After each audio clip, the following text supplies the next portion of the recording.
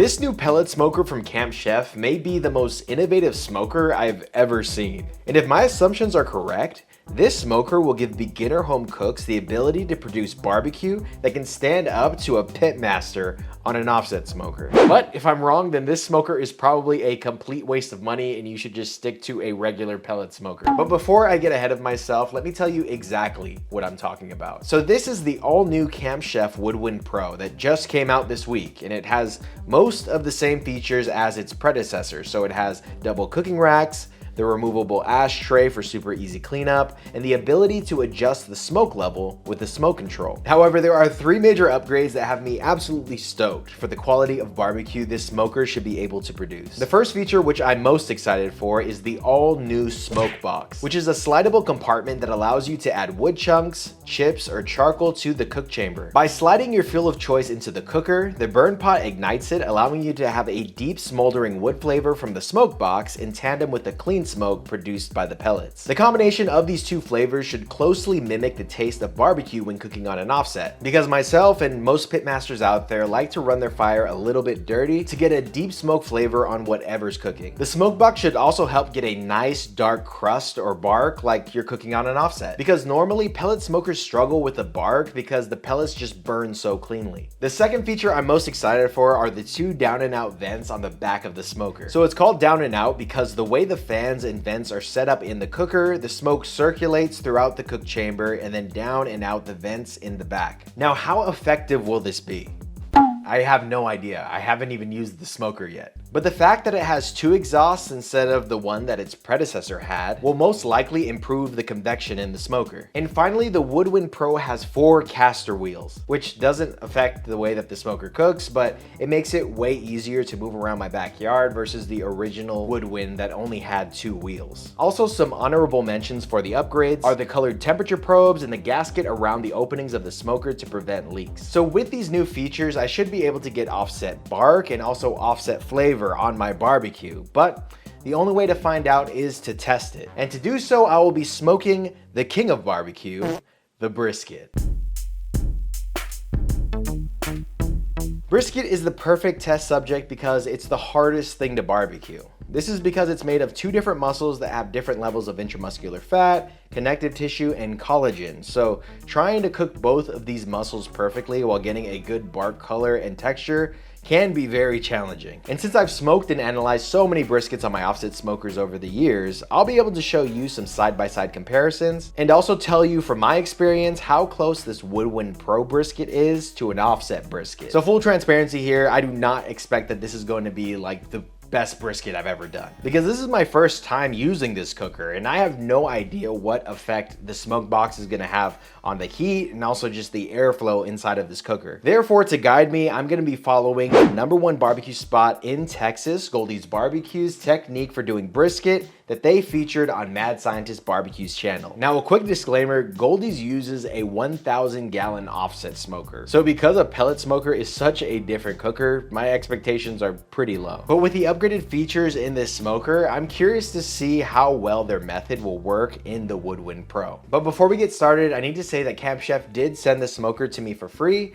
but this is not a sponsored video. So they're not paying me to say good things about the smoker. In fact, they told me to be brutally honest. Like literally, this is the message I got from them the other day. Hey, even though we sent you the WOODWIND Pro for free to do a YouTube video, don't feel obligated to give us a good review. I want your video to be completely unbiased and be brutally honest. So for real, I'm just gonna tell it like it is. The good, the bad, the ugly. But I do have an affiliate link in the description, so if you decide to buy this smoker, then you can use my link and help support the channel. So to start out the cook, I added in my pellets and I placed the brisket on the top rack with the pellet grill set to 200 degrees Fahrenheit, smoke level 10. In the smoke box, I added some pecan wood chunks to smolder, and I must stay at 200 degrees Fahrenheit for the first hour. And this is to emulate the low temperatures and thick smoke you get from putting a brisket on a cold offset while it comes up to temperature. After about an hour, I increase it to 250 degrees Fahrenheit, which is basically where I'm gonna stay at for the majority of the cook. And I also want to continue to add pecan chunks every hour until the bark is set, which normally takes about 6 to 8 hours. Once the bark is set and the brisket is at the end of the stall, I increase the smoker temperature to 275 degrees Fahrenheit. I also stopped adding wood chunks to the smoke box because the meat is no longer going to absorb smoke. And we're going to stay here at 275 until the brisket is done. And while we wait for this brisket to be done, I want to address a concern that I've seen a few people have about the smoke box and the WOODWIND Pro in general. And basically I'm reading comments asking, couldn't you just buy one of those cast iron smoke boxes and put that inside of your regular pellet grill and get a similar effect? And to that, I'd say, yeah, you can definitely add more smoke using something like that or using one of those pellet tubes as well. But I think your results will be a lot different compared to the campchef WOODWIND Pro. And the reason for this is because of the science of smoldering wood. So this information comes from Harry Sue's Smoking Wood Guide. And the short and skinny is basically what makes barbecue taste good is the breakdown of a component in the wood called lignin. Now, there's a sweet spot temperature range where the breakdown of the lignin gives off a good smoke flavor that you want on the barbecue. And this sweet spot range is between 450 degrees Fahrenheit and 720 degrees Fahrenheit. The problem with these add-in smoke boxes and pellet tubes is that you put them in the cook chamber where the temperatures are not even close to 450 degrees Fahrenheit. So the smoke that it produces adds a bitter and almost chemically taste to the meat. However, with the WOODWIND Pro, the smoke box is directly above the fire pot, which is much hotter than the cook chamber. It also has a butterfly valve, which lets you control how much of the burn pot flames go into the smoke box, and that gives you control of the temperature. Unfortunately, there's no way to tell what temperature the wood is smoldering at inside of the smoker, so it does give it a bit of a learning curve. But once you get those first chunks lit, they become coals, and then you can just keep adding wood on top of the coals and you don't even have to touch the butterfly valve for the rest of the cook. And just based on the smell of the smoke it's been producing this entire cook, I can tell that we are in that sweet spot range. But I will definitely keep playing with this smoker over the next few months, and once I dial in the technique, I will be sure to share it with you all. After some time, I'm gonna feel when the brisket is done. And to do this, all you have to do is pick up the brisket dead center and lift it and kind of bounce it. If you can feel the meat fibers kind of fold over your fingers a bit versus being stiff and board-like, you know it's ready. Wrap it in foil with some beef tallow on the lean side to rest until the internal temperature reaches 140 degrees Fahrenheit.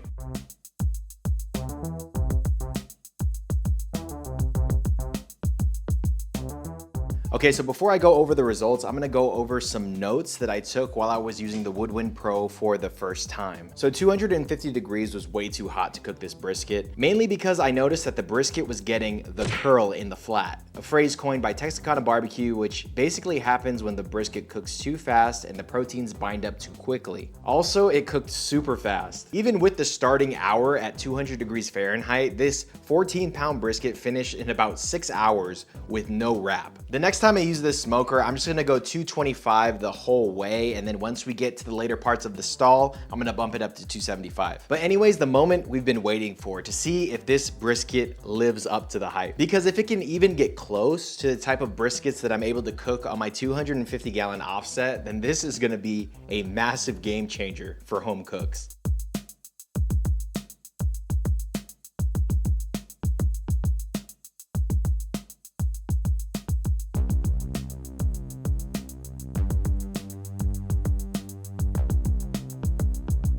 Okay, so first things first, let's talk about the bark. So again, mind you, I cooked this brisket in like 6 hours, and I was blown away at how dark the bark was, even though I cooked this pretty much like hot and fast. But what's even crazier than the dark color is the actual texture of the bark. So normally on pellet grills, if you get a bark this dark, it usually gets kind of stringy and hard and a little bit too crunchy. But this bark is pillowy, it's soft, and it's even sticky in some areas of it. Again, it looks way more like an offset brisket than it does a pellet grill brisket. It was like 1.5 hours into the cook, and I already noticed how much darker the bark looked compared to other pellet grill briskets that I had done. And by hour 5, the brisket bark was completely set. Now let's talk about the internal fat. So I did not see any white fat on the inside of this brisket. It had that nice broken down, like brown gelatinized collagen and fat that you normally see when you get a really well-cooked brisket. And now for the final phase of this test, I'm going to taste it.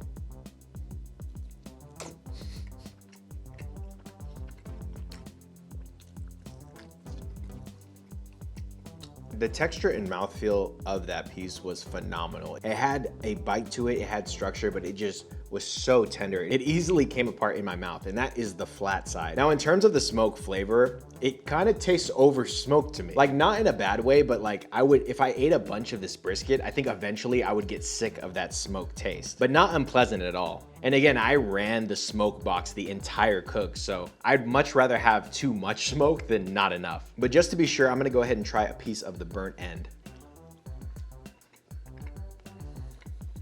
That is good. I forgot to mention this too. This is actually a choice brisket from Kroger too, and I think it came out so good. One of the best briskets I've made.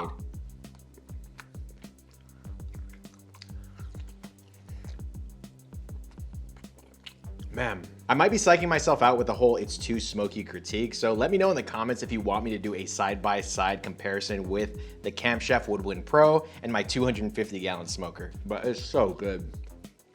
Wow.